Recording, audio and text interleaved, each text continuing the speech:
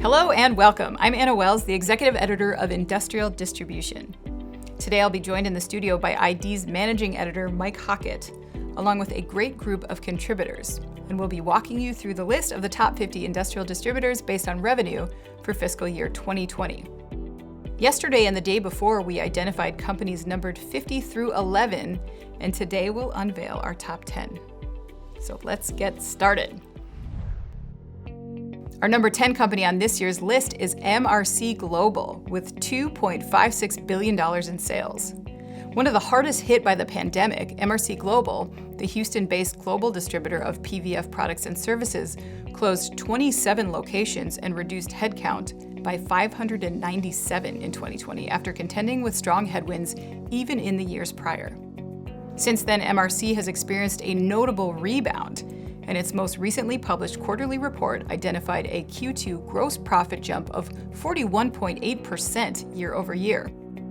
The company's CEO of 12 years, Andrew Lane, retired in March.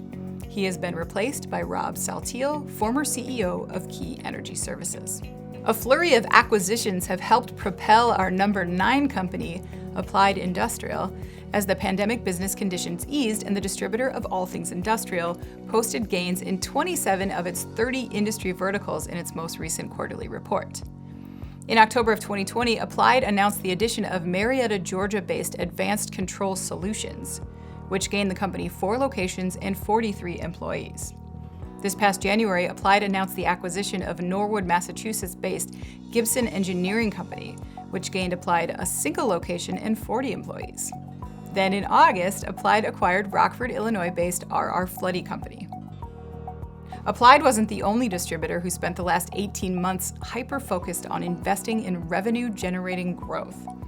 Here's Jack Keogh, former ID editor and the founder of the Big 50 list, for more on how the industry's key players have been laying the groundwork for future developments. One of the things that continues occurring in the industrial distribution sector is mergers and acquisitions. If you were to take a look, for example, at one of the largest ones in the past year, that would of course be Home Depot buying Home Depot Supply back for $8 billion. And that's really setting the stage for a lot of growth in Home Depot, which I'll mention in a minute. But then let's take a look at one of the new entrants in the Big 50 this year, and that's Whitecap. Whitecap has made 2 acquisitions as an independent company. It recently purchased Tri Supply and Equipment, and in March, Whitecap Supply Canada, the Canadian arm of Whitecap, announced it would merge with National Concrete Accessories Canada, Incorporated, to form a single Canadian business.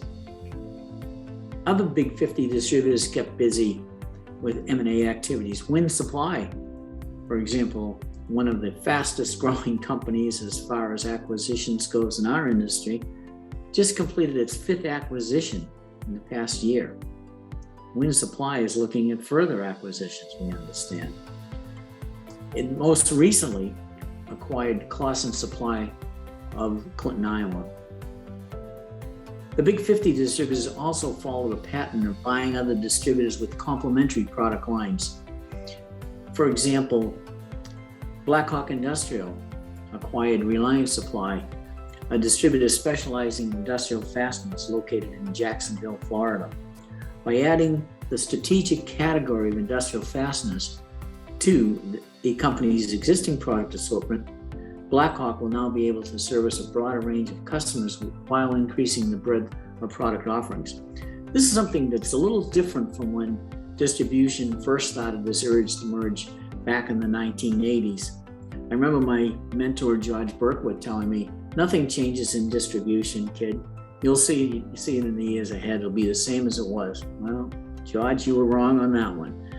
Because what's happened initially, a cutting tool distributor, for example, bought another cutting tool distributor to expand its geographical reach. Well, as the years have gone by, what we've seen happen is that a distributor, cutting tool for example, might buy a safety distributor. We've seen some power transmission distributors buy complementary product lines in order to expand the amount of products they can sell to existing customers. And that's going to continue. That's one of the unique changes I think we've seen in business.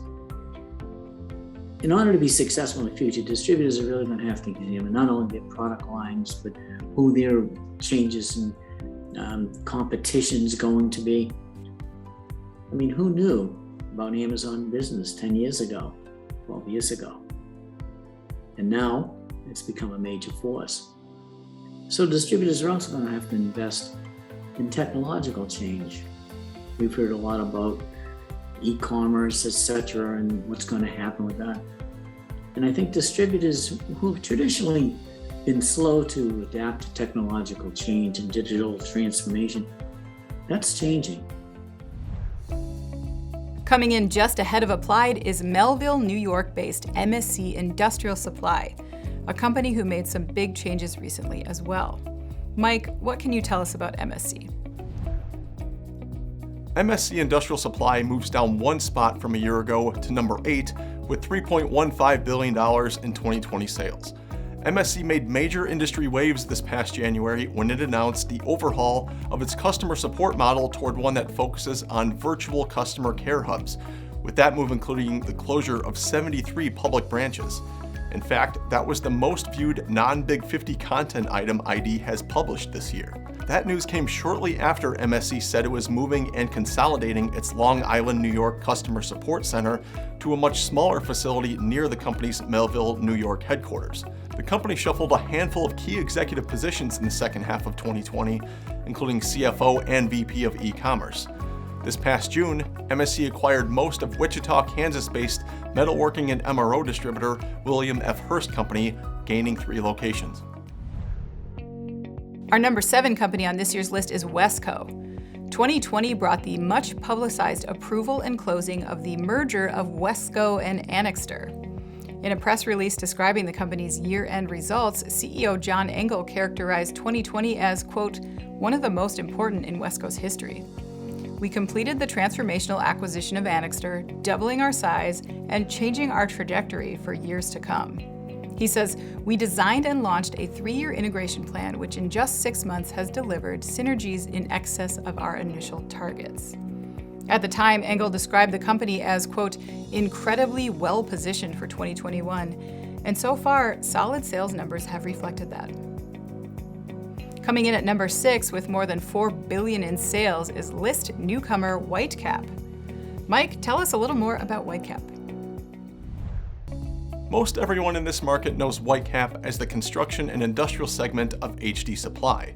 It makes its Big 50 debut in 2021 thanks to its $2.9 billion purchase from HD Supply by private equity firm Clayton, Dubilier & Rice this past October. That deal was valued at about $4 billion in total. Immediately after, CD&R combined Whitecap with subsidiary Construction Supply Group, forming a newly combined major distributor of concrete accessories and specialty construction and safety products with over $4 billion in 2020 sales. Whitecap has an outside sales force of more than 850 associates, more than 1,000 inside and counter sales associates, nearly 2,000 delivery vehicles, and an offering of more than 400,000 products from over 4,500 suppliers. Win Supply grabs our number 5 slot, moving up a slot this year after a sales boost. Win Supply posted a healthy gain of more than 7% over 2019. The company continued to stay active on the acquisition front as well, adding 5 companies to its portfolio and opening several local companies, which are Win Supply-supported businesses run by local owners with local autonomy. According to Rob Ferguson, president of the local company group, quote, throughout the challenging year that was 2020, local company owners and their teams were heroic in reacting quickly to local market conditions and serving their customers. The flexibility allowed through local decision-making meant local companies were able to take the steps necessary to provide product and services essential to their customers. The number 4 company on this year's list is Fastenal, with $5.65 billion in sales, an increase of nearly 6% over last year. In March of 2020, Fastenal acquired certain assets of Apex Industrial Technologies, the primary technology provider of its vending solutions since 2008. According to Fastenal, these assets give it control of future innovations surrounding its FMI technology program, including direct control of the supply chain for vending equipment.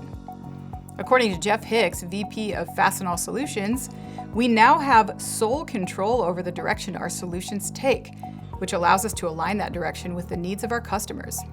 He adds that, quote, having all the technology solutions under one team means we can continuously improve the customer experience and the value delivered. At number 3, we have Birmingham's Motion. For more on Motion's 2020, here's Mike Hockett.